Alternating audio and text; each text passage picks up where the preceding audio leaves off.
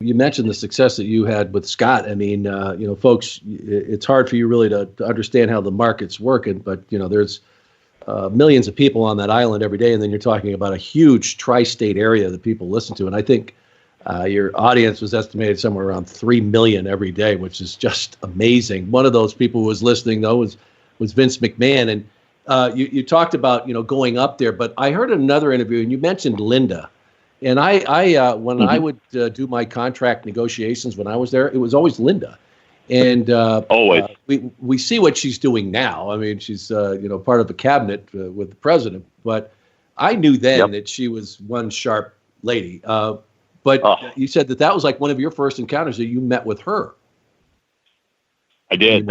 She was to this day one of the smartest people I've ever met or known. Yeah. So sharp and so focused and so brutally honest. I mean, nobody ever lied to me there. Mm-hmm. And that's saying a lot. You hear horror stories about Vince, but and Linda, but it was nonsense. Anybody who ever asked me to this day, I was treated 100% like a person. I wasn't lied to. They were fair. They were very accommodating with my radio schedule. So yeah, Linda did all the negotiations, and she was tough. Yeah, I mean, but fair, And look, it was a part-time gig for me, right? Yeah. I was doing radio the whole time and had to. I was under contract, and it was nothing that was going to turn into a full-time gig for me. I knew that. I think maybe at some point it could have had all of us chosen to go down that road, but I was loving what I was doing. I was making great money.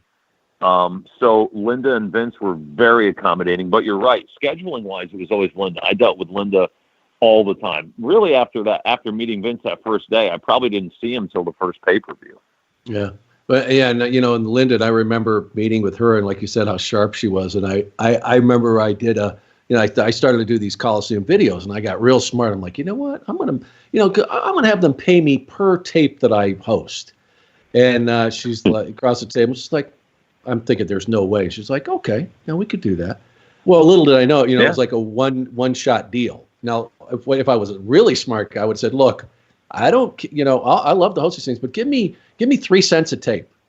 Like if I knew what I was talking about, if I knew what I was doing, and if you ever get a network and it all goes digital, I'd like to have that keep coming, But I remember walking out of there going, man, Mooney, you are some kind of business guy.